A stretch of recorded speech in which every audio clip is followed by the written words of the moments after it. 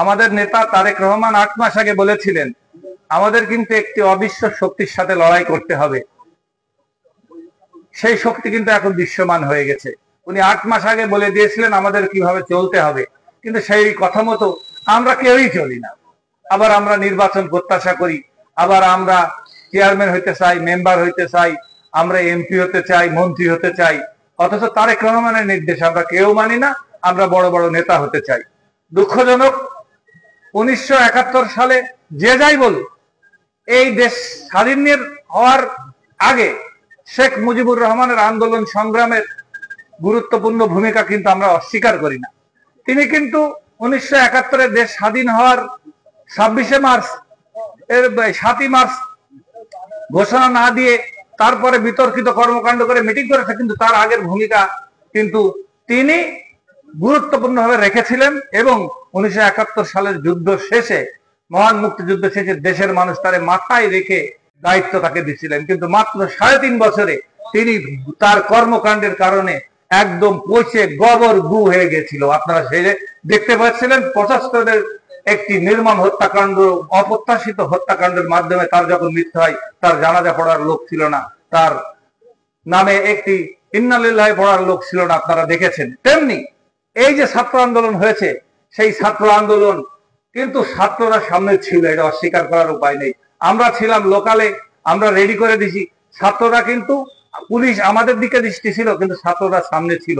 এই ছাত্ররা জাতির হিরো হতে পারত, কিন্তু তাদের এই সেই 75-এর সেই আওয়ামী লীগ যে ধরনের কর্মকাণ্ড করেছে, তারা এই 8 মাসে একদম তাদের কর্মকাণ্ড, চাঁদাবাজি, ইউনো অফিস, ডিসি অফিস, সচিবালয়, সমস্ত জায়গায় ভাগা দিয়ে সর্বশেষ এই 5 জন যে গ্রেপ্তার হলো, তারা হচ্ছে বিভিন্ন সংস্কার কমিটির সদস্য। তারা এই ধরনের কাজ করে একদম আওয়ামী লীগ যে পচা পড়ছিল, তারা পয়সে গুয়ে সার হয়ে গিয়েছে। সুতরাং এই জাতি তাদের কাছ থেকে যে প্রত্যাশা করছিল, সেই প্রত্যাশা তারা পূরণ করতে পারে নাই। তারা তাদের যে করুণ পরিণতি হবে, সেই করুণ পরিণতি আপনারা দেখতে পারবেন। আমি শুধু একটি বিষয় বলতে চাই, বিএনপি আন্দোলন সংগ্রামে 17 বছর ধরে ছিল, এবং 17 বছর এই ছাত্রদের আন্দোলনের সাথে একাত্ম হয়ে শেখ হাসিনার পতন ঘটিয়েছে। আমরাই ছিলাম জুলাই আন্দোলনের অনেক মিছিলে, আমি ছিলাম। আপনারা ফেসবুকে দেখেছেন, ভিডিওতে দেখেছেন, সেই সময়ের ইসে দেখেছেন, সবাই ছিল, আমাদের নেতারা সবাই ছিল, নেপথ্যে থাকতে হয়েছে যেহেতু ছাত্র আন্দোলন দিয়ে। শেখ হাসিনার পতনের পর আমরা দেশে একটি নির্বাচন চাই, কিন্তু কিছু অদৃশ্য শক্তি এই নির্বাচন পিছানোর জন্য তারা ক্ষমতায় আছে, ভাগাভাগিতে তারা এগিয়ে আছে, এই জন্য তারা নির্বাচন পিছায়ে তারা একটা সুবিধা নিতে চায়। আপনাদেরকে পরিষ্কার করে বলতে চাই, তাদের সকল ষড়যন্ত্র ইনশাল্লাহ ছিন্ন হবে। আমি মনে করি এই সপ্তাহের মধ্যেই তত্ত্বাবধায়ক সরকার নির্বাচনের তারিখ ঘোষণা করবেন ইনশাল্লাহ। আপনারা নির্বাচনের প্রস্তুতি নেন। এই কোটচাঁদপুর, মহেশপুরে দল যাকে মনোনয়ন দিবে, আমার বিষয়ে আমি কি করেছি, আমি কোটচাঁদপুরে কি আন্দোলন করেছি, ঢাকায় কি আন্দোলন করেছি, দীর্ঘ এই 35 বছর 37 বছর কি আন্দোলন করেছি, দল বিবেচনা করবে। ইনশাল্লাহ দলের সিদ্ধান্ত যেটা হবে সেটা আমি মেনে নিব। তবে কোটচাঁদপুর, মহেশপুরে যেভাবে আপনারা চলছেন, একটি সংগঠন, তাদের অনেক টাকা পয়সা, অনেক তারা কূটকৌশলী, আমাদের ভিতর থেকে তারা কিছু এজেন্ট কিনে নেবে, কিছু লোক টাকা দিয়ে কিনে নিয়ে আমাদের ভিতরে বিবাদ সৃষ্টি করে। এই গত নির্বাচনেও আমরা দেখেছি, সেই সময় কিন্তু কিছুটা ফেয়ার ছিল। সেই সময় শুধু শীতল পাস করেছিল, আর আমরা সকল চেয়ারম্যান হেরেছিলাম, সকল উপজেলা, ইউনিয়ন সব আমরা হেরেছিলাম। তখন কিন্তু মোটামুটি আওয়ামী লীগ একটা ফেয়ার নির্বাচন ছিল। তা কিছু লোক আমাদের টাকা পয়সা বা ভুল করে তাদের ফাঁদে পা দিয়ে যে ভুলগুলো করেছিল, ইদানিং সেই ভুলগুলো আমরা দেখতে পাচ্ছি।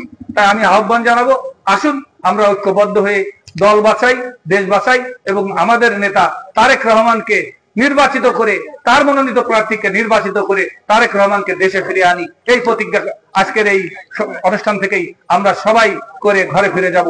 সবাইকে এই বলে আমি আমার বক্তব্য শেষ করছি। সত্য যে সেই সময়টা ছিল আমাদের জন্য একটা ভয়ঙ্কর সময়। আমাদের দলের 60 লক্ষ মানুষের বিরুদ্ধে মিথ্যা মামলা হয়েছিল। এখনো সেই মামলা কিন্তু তুলে নেয়নি আসিফ নজরুল সাহেব, কিছু কিছু বাকি আছে এখনো। আমরা আশা করছি যে খুব শিগগিরই এই মামলাগুলো তুলে নেওয়া হবে। আমাদের প্রায় 1700 নেতা কর্মীকে গুম করে দেওয়া হয়েছে, এনফোর্স ডিসঅ্যাপিয়ারেন্স। আজকে যে সরকারি অনুষ্ঠানে গিয়েছিলাম, সে অনুষ্ঠানে এই ছোট বাচ্চা মেয়েটা, যেটা বয়স ছিল তখন যখন তার বাবাকে তুলে নিয়ে যায় 5 বছর, এখন তার বয়স প্রায় আপনার 17-18 বছর, বেশি হতে পারে বোধহয়।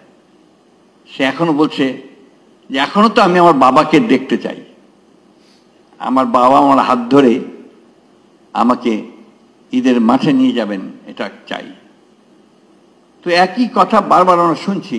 ওই জন্যই আজকে আমাদের সম্মানিত প্রধান উপদেষ্টা এখানে আছেন, আমি তাকে ধন্যবাদ দিতে চাই, তার ক্যাবিনেটকে ধন্যবাদ দিতে চাই। অনেকেই আমরা বিভিন্নভাবে কথা বলি, কিন্তু আসলে একটা বছর খুব বড় সময় না। এই একটা বছর সময়ের মধ্যে কিন্তু তারা অনেকগুলো কাজ করেছেন, এটা অস্বীকার করবার কোনো উপায় নেই। এবং যে কাজগুলো তারা সবচেয়ে বড় যে কাজটা তারা এগিয়ে নিয়ে চলেছেন, সেটা হচ্ছে যে সংস্কারের কাজটা। আমরা 2016 সালে আমাদের নেত্রী দেশনেত্রী বেগম খালেদা জিয়া উপলব্ধি করেছিলেন যে রাষ্ট্র কাঠামোটার পরিবর্তন করা দরকার। এই কাঠামোতে মানুষের যে আকাঙ্ক্ষা তার পূরণ করা যাবে না, এবং সেই জন্যই তিনি তখন ভিশন 2030 বলে একটা আমরা ডকুমেন্ট জনগণের সামনে তুলে ধরেছিলাম। সেখানে আজকে যে কথাগুলো হচ্ছে, বিচার বিভাগের স্বাধীনতা, প্রধানমন্ত্রী এবং আপনার রাষ্ট্রপতির ক্ষমতার ভারসাম্য রক্ষা করা, আপনার হিউম্যান রাইটসকে এস্টাবলিশ করা, বিচার বিভাগের স্বাধীনতা, এ কথাগুলো তখনই ছিল। পরবর্তীকালে আন্দোলনের সঙ্গে সঙ্গে আমরা যখন আন্দোলন করেছি, মার খেয়েছি, জেলে গেছি, বারবার আমাদের ছেলেরা মরেছে, তখনও আবার আমরা 2022 সালে অন্যান্য রাজনৈতিক দলগুলোর সঙ্গে আলোচনা করে যারা আমরা একসঙ্গে আন্দোলন করছিলাম। এখানে জুনায়েদ সাকি আছেন, আমি দেখতে পাচ্ছি। জুনায়েদ সাকি প্রচুর পরিশ্রম করেছিল সেই সময়। আমরা 31 দফা কর্মসূচি নিয়ে আমরা জনগণের সামনে এসেছিলাম। যেদিন এই কর্মসূচি নিয়ে সামনে আসি আমরা, সেই দিনই আমাদের উপর গুলি হয়েছে। আমাদের অফিসের সামনে আমাদের সভা করার কথা ছিল, সেই সভা পুলিশ করতে দেয়নি, ভেঙে দিয়েছে, তারপর গুলি করেছে। সেখানে আমাদের মিরপুরের একটি ওয়ার্কশপে কাজ করা একটি ছেলে, সে সেখানে সেদিন শহীদ হয়। এরকম অসংখ্য, একটা দুটো নয়। তো সেই 31 দফার মধ্যে কিন্তু আবার এই সংস্কারের কথাগুলি আমরা বলেছি। আজকে পত্রপত্রিকায়, মিডিয়ায় বিভিন্নভাবে বিভিন্ন বিতর্কের কথা, মতদ্বৈততার কথা বলা হয় খুব বড় বড় করে। কিন্তু আমি যে কথাটা বলতে চাই যে গণতন্ত্রে তো কিছু মতবিরোধ থাকবেই। রাজনৈতিক দলগুলোর মধ্যে যে সব এক কথা বলবে তা তো না। এই বিষয়টাকে আমরা খুব বড় করে দেখিয়ে আমরা জাতির মধ্যে একটা অযথা একটা বিভক্তির সৃষ্টি করছি। আমি মনে করি যে আমাদের কতগুলো বেসিক বিষয় ইতিমধ্যে আমরা কনসেনসাসে আসতে সক্ষম হয়েছি। আমরা আজকে দেখলাম পত্রিকায়, খুব ভালো লেগেছে।